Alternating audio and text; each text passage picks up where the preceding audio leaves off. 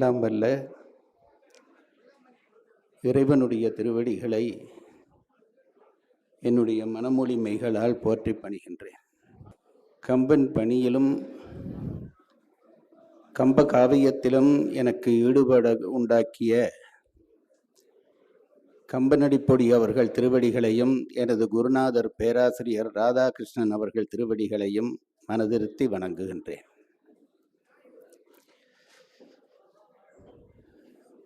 மிகச்சிறப்பாக இந்த பொன்விழாவை கொண்டாடி கொண்டிருக்கின்ற கழகத்தினுடைய தலைவர், என் தலைவர் ஜெகத்ரட்சன் ஐயா அவர்கள் திருவடிகளுக்கு என் பணிவு சார்ந்த வணக்கங்கள். என்றைக்கும் என்னை கண்டால் ஒரு தன் பிள்ளையை காணுகிற ஒருவர் தாய் போல என்னை வரவேற்கக்கூடிய எங்கள் அம்மா சாரதா அம்மா அவர்களுக்கும் என் வணக்கங்கள். இந்த வயதிலும் கொஞ்சம் கூட ஓய்வொழிச்சல் இல்லாமல், நான் உங்களை சொல்லலம்மா, நீங்க ரொம்ப இளமையானவங்க, எஸ்பி முத்துராமன் சார் சொன்னம்மா, ஓய்வொழிச்சல் இல்லாமல் கம்பனுக்கு பணி செய்து ஒதுங்கி நிற்கக்கூடிய எஸ்பி முத்துராமன் ஐயா அவர்கள் திருவடிகளையும் வணங்குகின்றேன். நான் வணங்க வேண்டிய நிறைய பேர் இந்த சபையிலே இருக்கிறார்கள். அத்தனை பேரையும் பெயர் சொல்லி வணங்கினால் எனக்கு ஒதுக்கப்பட்ட நேரம் அதுக்காகத்தான் முடியும் என்றபடியாலும், ஒருவரை சொல்லி ஒருவரை விட்டால் குற்றமாகிவிடும் என்றபடியாலும் என் அன்பை ஏற்றுக்கொள்ளக்கூடிய அத்தனை பேர்களுக்கும் என் பணிவு சார்ந்த வணக்கங்கள். சபையிலே கூடியிருக்கக்கூடிய பெரியோர்கள், தாய்மார்கள், குழந்தைகள் அனைவரையும் வணங்கி மகிழ்கின்றேன். 3 தலைமுறை நிர்வாகத்தை இந்த சென்னை கம்பன் கழகத்திலே கண்டவன் நான். எல்லாரும் சொல்றபடியா நானும் சொல்லத்தானே வேணும். ஆரம்பத்திலே இஸ்மாயில் ஐயாவும் பழனியப்பன் ஐயாவும் இருந்த காலத்திலே தான் நான் முதல் இங்கே வந்தேன். அதற்கு அடுத்தபடியாக எங்களுடைய ஆர்எம்பி ஐயா அவர்களும் இனியன் ஐயா அவர்களும் இருந்த பொழுது இந்த நிகழ்ச்சிகளிலே கலந்து கொள்ளுகிற வாய்ப்பு கிடைத்தது. அவர்கள் 2 பேரும் என் மேல் காட்டிய அந்த அன்பினை என்னால் மறக்க முடியாது. ஆர்எம்பி ஐயா அவர்கள், நான் சொல்லுகிறது அவரை ஒரு மௌன குரு என்று சொல்வேன். பேசாமல் இருந்து அனைவரையும் ஆட்டிப்படைக்கிற அந்த மனிதருடைய அன்பு எனக்கு தனிப்பட்ட ரீதியிலே கிடைத்ததிலே நான் பட்ட மகிழ்ச்சிக்கு ஒரு அளவில்லை. அதுபோலத்தான் இனியன் ஐயா அவர்களும் நான் என்னை வளர்க்க வேண்டும், நான் வளர வேண்டும் என்று என்னென்ன பாடுபடுதல்கள் செய்ய முடியுமோ அத்தனையும் செய்தவர்கள். அவர்களையும் வணங்குவது என் கடமையாகிறது. இப்பொழுது தலைவராக இருக்கக்கூடிய எங்கள் ஐயா அவர்களுக்கும், செயலாளராக இருக்கக்கூடிய அம்மா அவர்களுடைய ஆட்சியிலும் நான் வந்திருக்கிறேன் என்பதிலே மகிழ்ச்சி கொள்கிறேன். இவ்வளவு பெரிய சபையிலே பேசுவதென்பது கடினம். பேசாமல் நானும் இந்த கூத்து பழகிவிட்டால் பரவாயில்லையோ என்று படுகிறது. அதுவும் என்னை தனியே உட்கார்த்தி பேச வைப்பது என்பது எனக்கு செய்யக்கூடிய ஒரு பெரிய தண்டனை. எந்த பக்கம் பார்த்தாலும் யாரோ ஒரு அறிஞர் என்னை முறைத்து பார்ப்பதாக தோன்றுகிறது. இவர்களுக்கு இடையிலே நான் எதை பேசுவது என்று தெரியாமல் உண்மையிலேயே திகைத்து நிற்கிறேன். 2 விடயங்களை சொல்லி என் நிகழ்ச்சி பேச்சுக்குள்ளே வரலாம் என்று நினைக்கிறேன். அது நான் சுவைக்காக சொல்கிற விஷயம். நான் இங்கே இருக்கிற பேச்சாளர்களைப் போல பிறவி பேச்சாளன் இல்லை. எங்கள் அம்மா போல, சுமதி போல, இங்கே இருக்கிற பேச்சாளர்களைப் போல சின்ன வயதிலே இருந்து இயல்பாக பேசிய ஒரு பேச்சாளன் இல்லை. திடீரென்று எனக்கு தெய்வம் ஏதோ இந்த பேச்சாற்றலை பிச்சையாக போட்டது.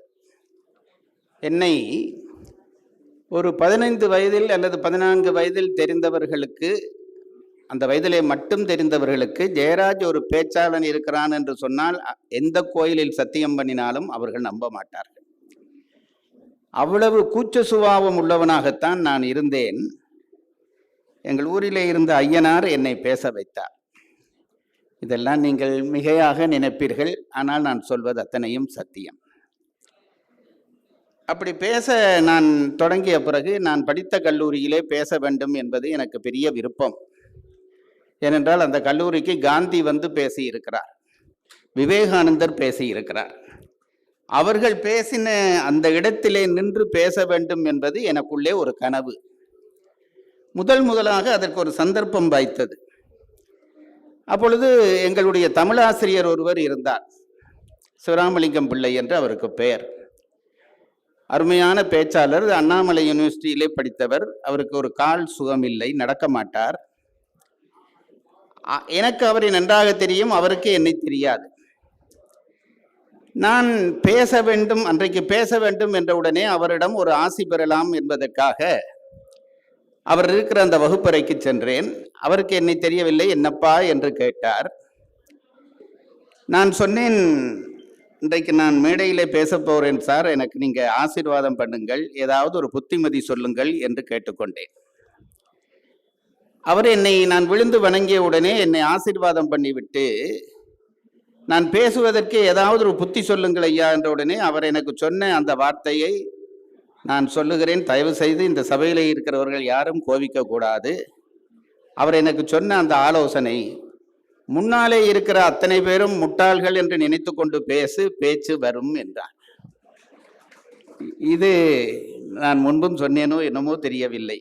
மாலையிலே நான் பேசுகிற பொழுது அவரே வந்து முன்னாலே இருந்தார். அது வேறு ஒரு பெரிய வேடிக்கை. எங்க ஊரிலே சொல்வார்கள், மாட்டிலே பால் கறக்கிற பொழுது பால் தொட்டு பால் கறத்தல் என்பார்கள். பாலை தொட்டுத்தான் பாலை கறப்பார்கள். அதுபோல சபையை தொட்டுத்தான் நாங்கள் பேச வேண்டும். அந்த ஆதரவை நீங்கள் எனக்கு தர வேண்டும் என்று கேட்டுக்கொள்கிறேன்.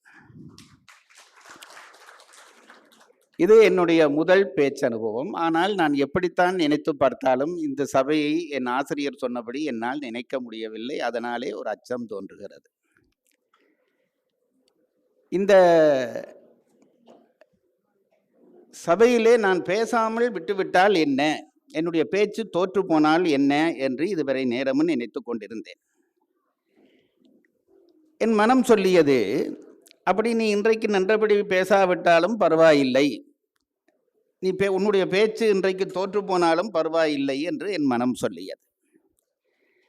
நான் ஏன் என்று என் மனதை கேட்ட பொழுது மனம் சொல்லியது, நீ பேசாமலே உன்னை எல்லாரும் பாராட்டுகிறார்கள். நீ வருகிற பொழுது மரியாதை செய்கிறார்கள், அன்பு செய்கிறார்கள், பெரியவர்கள் சிறியவர்கள் என்று வித்தியாசம் இல்லாமல் எல்லாரும் உன்னை பாராட்டுகிறார்களே.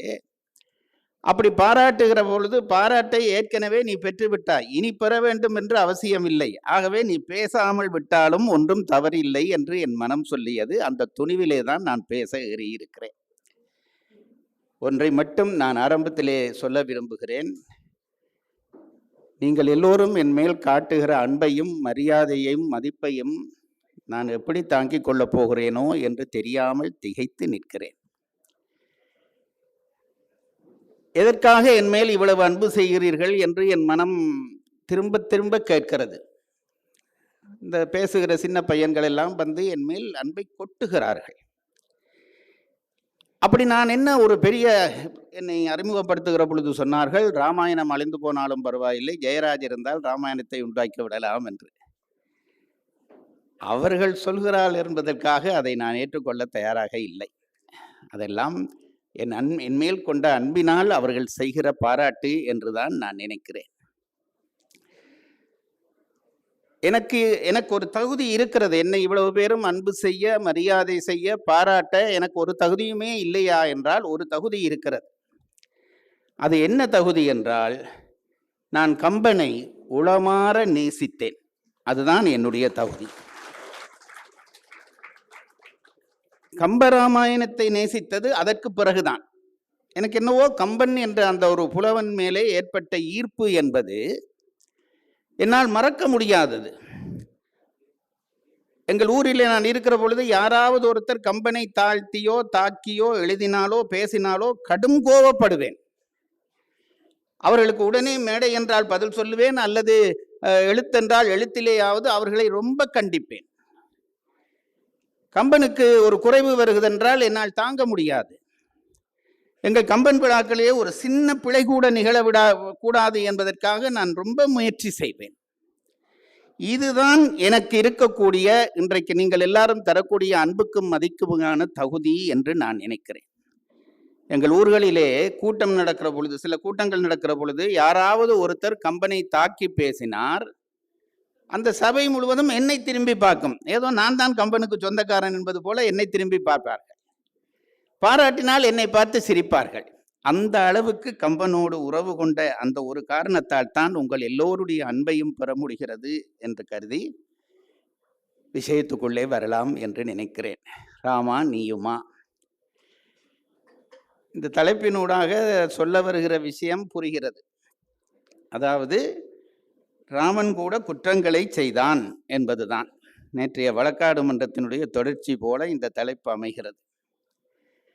ராமா நீயுமா என்ற கேள்வி எங்கே பிறக்கும்? அவன் எங்கேயாவது ஒரு பிழை செய்கிற பொழுதுதான் அந்த கேள்வி பிறக்கும். எங்கே பிழை செய்த பொழுது கேள்வி பிறக்கிறது என்று இல்லாமல் கம்பன் கழகத்தார் ரொம்ப நுட்பமாக ராமா நீயுமா என்று ஒரு தலைப்பை தந்து என்னை சிக்க வைத்திருக்கிறார். ராமன் பிழை செய்தானா, பிழை செய்வானா என்ற கேள்வி முதலிலே இருக்கிறது. செய்வான், செய்யலாம். அது எப்படி சொல்கிறாய்? ராமன் பிழை செய்யலாம் என்று எப்படி சொல்கிறாய் என்றால் வேறொன்றும் இல்லை. என்றைக்கு ஒருவன் இந்த பூமிக்கு வருகிறானோ அன்றைக்கு அவன் முழுமையாக தூய்மையானவனாகவோ முழுமையாக கெட்டவனாகவோ ஒருவன் இருக்க முடியாது. இது சத்தியம். எவன் ஒருவனுக்குள்ளேயும் ஒரு நன்மையினுடைய ஒரு கூறும் இருக்கும், தீமையினுடைய ஒரு கூறும் இருக்கும். இது தவிர்க்க முடியாதது. அதனால்தான் இந்த உலகத்துக்கு நம் பெரியவர்கள் ஒரு பெயர் வைத்தார்கள், மிஸ்ர பிரபஞ்சம் என்று இதற்கு பெயர் வைத்தார்கள். மிஸ்ர பிரபஞ்சம் என்றால் கலப்பு நிலை கொண்டது என்று அர்த்தம். ஏதிலும் ஒரு நன்மையும் இருக்கும், தீமையும் இருக்கும்.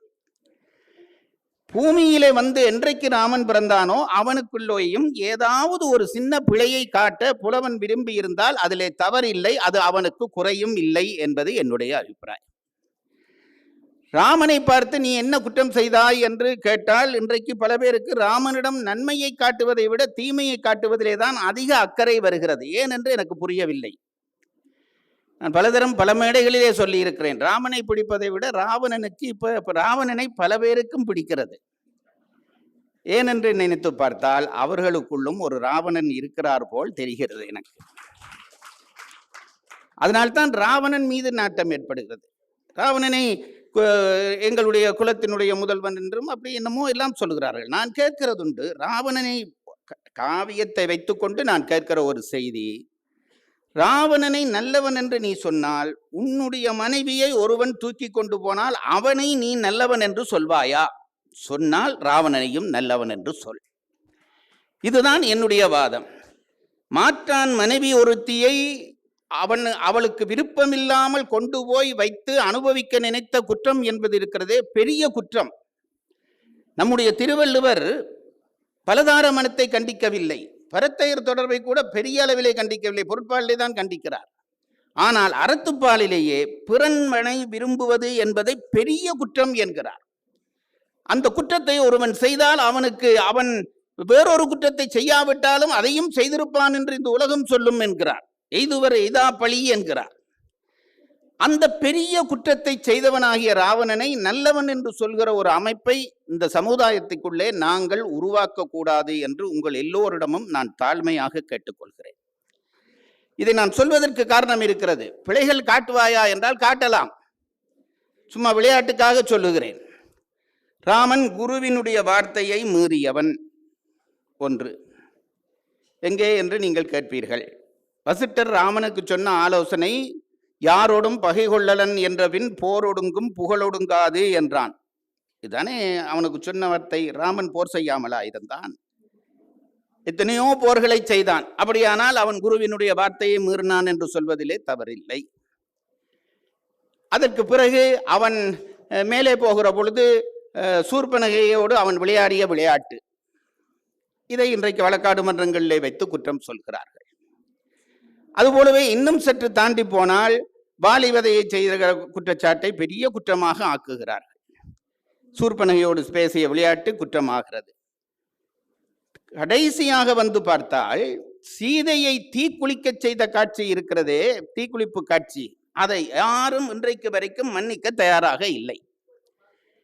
எங்களுக்கு இருக்கிற ஒரு ஆசை என்னவென்று கேட்டால், யாராவது ஒரு நல்லவனை கண்டால் அவனிலே ஒரு கெட்டதையாவது காட்டிவிட வேண்டாமா என்கின்ற ஆசை எங்களுக்குள்ளே முளைக்கிறது. ஏனென்றால் எங்களுக்குள்ளே நிறைய கெட்டதுகள் இருக்கிறது. இவ்வளவு கெட்டதுகள் எங்களுக்குள்ளே இருக்கத்தக்கதாக ஒருவன் எப்படி நல்லவனாக இருக்க முடியும்? ஆகவே அவனிலும் ஒரு குற்றத்தை நான் காட்டுவேன் என்று நினைக்கிற மன இயல்பு இருக்கிறதே நம்முடைய தாழ்ச்சியினுடைய அடையாளம். அப்படித்தான் நான் நினைக்கிறேன். ராமன் குற்றம் செய்தானா என்றால், குற்றம் செய்தது போல கம்பன் காட்டினானே ஒழிய குற்றம் செய்யவில்லை. நான் சொன்னேனே, இந்த பல இடங்கள் குரு வார்த்தை மீறினான், பெண்ணை கொலை செய்தான், அதற்கு பிறகு வாலியை கொலை செய்தான், சூர்பனகையோடு விளையாடினான், அதற்கு பிறகு சீதையை தீக்குளிக்க வைத்தான் என்று சொல்கிறவை எல்லாவற்றையும் குற்றமாக விரித்துரைக்கலாம். நான் எப்பொழுதும் ஒன்று கேட்கிறேன், ஒரு விழாவெடுத்து ஒரு சபை அமைத்து அதிலே ஒரு பேச்சாளனை பேச வைத்து உயர்ந்து நின்ற ஒரு பாத்திரத்தை தாழ்த்துவதற்காகத்தானா நாங்கள் இத்தனையும் செய்கிறோம்? எனக்கு புரியவில்லை. கம்பன் என்கின்ற பெரும் புலவன் உயர்த்தி வைத்த ஒரு பாத்திரத்தை நம்முடைய அறிவு நுட்பம் கொண்டு வியாக்கியானங்கள் செய்து நாங்கள் கீழே தாழ்த்துவதுதான் நம்முடைய நோக்கமா என்று கேட்டால், அப்படியானால் அதற்கு ஒரு விழா எடுக்க வேண்டிய தேவை என்ன என்று படுகிறது. எனக்கு முதல் நாள் விழாவிலே நான் ரொம்ப ரசிக்கிற கவிஞர் வைரமுத்து அவர்கள். அவர் பெரிய மகா கவிஞர் என்பதிலே எந்த சந்தேகமும் இல்லை. அவர் அன்றைக்கு என்னை ரொம்ப பாராட்டி பேசினார். ஆனால் அவர் இந்த வாலிவதை பற்றி சொல்கிற பொழுது ஒரு செய்தி சொன்னது என் மனதிலே ரொம்ப தைத்தது. என்ன சொன்னார்? வாலிவதை வழக்கிலே இருந்து ராமனை நான் காப்பாற்றுகிறேன் என்று நினைத்து கொண்டு அவர் சொன்னது, அவன் குற்றவாளி இல்லை, ஏனென்றால் அவனுக்கு புத்தி சுவாதீனம் இல்லை என்கிறார். ராமனை பைத்தியக்காரனாகிவிட்டால் இந்த குற்றத்திலே இருந்து தப்ப வைத்து விடலாமா? அதற்காக அந்த திகைத்தனன் என்ற வார்த்தைக்கு அகராதியிலே தேடி ஒரு பொருள் சொல்லி ராமன் புத்தி குறைந்தவன், புத்தி சுவாதீனமற்றவன் என்று சொன்ன அந்த வார்த்தையை கேட்ட பொழுது நெஞ்சிலே கொஞ்சம் வலித்தது. தாழ்ந்தவர்களை உயர்த்த வேண்டுமே தவிர உயர்ந்தவர்களை நாம் தாழ்த்தக்கூடாது. அது ரொம்ப முக்கியமானது. இலக்கியங்கள் அதற்காகத்தான் இலக்கியங்கள் பிறக்கின்றன. நான் என்னுடைய ஆசிரியரிடம் திருக்குறள் படிக்கிற பொழுது, அவர் ஒரு பெரிய மேதை, அவரிடம் கேட்டேன், ஏன் உரையாசிரியர்களுக்கு கூடாக நாங்கள் திருக்குறள் படிக்க வேண்டும்? என்ன தேவை? நாங்களாக படிக்க முடியாதா? 1.25 வரியிலே ஓரளவு விளங்கத்தக்கதாகத்தானே சொல்லி இருக்கிறார். திருக்குறளை நாங்களாக படிக்கக்கூடாதா? ஏன் உரையாசிரியர் வேண்டும் என்று நான் கேட்டேன். அவர் கொஞ்சம் யோசித்து விட்டு எனக்கு சொன்ன பதில், நமக்கும் உரையாசிரியர்களுக்கும் இருக்கிற வித்தியாசம் என்னவென்று கேட்டால், நாங்கள் புலவன் தந்த அந்த பாட்டிலே இருக்கிற சொல்லுக்கூடாக பொருளுக்குள்ளே போகிறோம். ஒரு புலவன் ஒரு பாட்டு அமைத்து விட்டான் என்றால் அந்த பாட்டிலே இருக்கிற சொல்லை வைத்துக் கொண்டு பொருளை தேடுகிறோம். உரையாசிரியர்கள் அப்படி அல்ல. அவர்கள் காவியத்தை பாடிய புலவனுடைய அந்த அறிவு நிலையிலேயே நிற்கிறபடியால் அவர்கள் பொருளுக்குள்ளே இருந்து சொல்லுக்குள்ளே இறங்குவார்கள். அதனாலே சொற்களுக்கான பொருளை அவர்கள் விளங்குகிற பொழுது அது நூலாசிரியனுடைய எண்ணமாக இருக்கும். அது ரொம்ப முக்கியம். ஒரு புலவனுடைய கருத்தை விளங்காமல் நான் அதற்கு வியாக்கியானம் செய்கிறேன் என்பது மிகப்பெரிய தவறு. அதனால்தான் பாரதி சொன்னார், அனிசை காவியம் 1000 கற்கினும் ஆழ்ந்திருக்கும் கவியுளம் காண்கிறார். ரொம்ப படிச்சு எல்லாம் பாடமாக்கி எனக்கு அதை விட இன்னொன்று பிடிச்சது என்று இருக்கிறது. பாரதியே தான் சொன்னான், பதியும் சாத்திரத்து உள்ளுரை காணார், பானை தேனில் அகப்பையை போல்வார். நான் ரொம்ப ரசிச்ச இடம். அவர் என்ன சொல்லுறார் என்றால், இந்த தேன் பானைக்குள்ளே ஒரு அகப்பையை வைத்திருப்பார்கள் தேன் எடுப்பதற்காக. அது அதற்குள்ளேயே தான் ஆயுள் முழுவதும் கிடக்கும். அள்ளி அள்ளி மற்றவர்களுக்கு கொடுக்கும். வாங்குறவனுக்கெல்லாம் தேனுடைய சுவை தெரியும். இந்த அகப்பைக்கு சீவிய காலத்திலே தேனுடைய சுவை தெரிய போறதில்லை. அப்படித்தான் சில அறிஞர்கள் நன்றாக படிக்கிறார்கள், படித்ததை சொல்கிறார்கள். ஆனால் அந்த புலவனுடைய நோக்கம் என்ன என்று புரியாமல் பேசுகிற பொழுது காவியம் சிதைவுறுகிற ஆபத்து வருகிறது என்பதை நான் இங்கே சொல்லிக்கொள்ள விரும்புகிறேன்.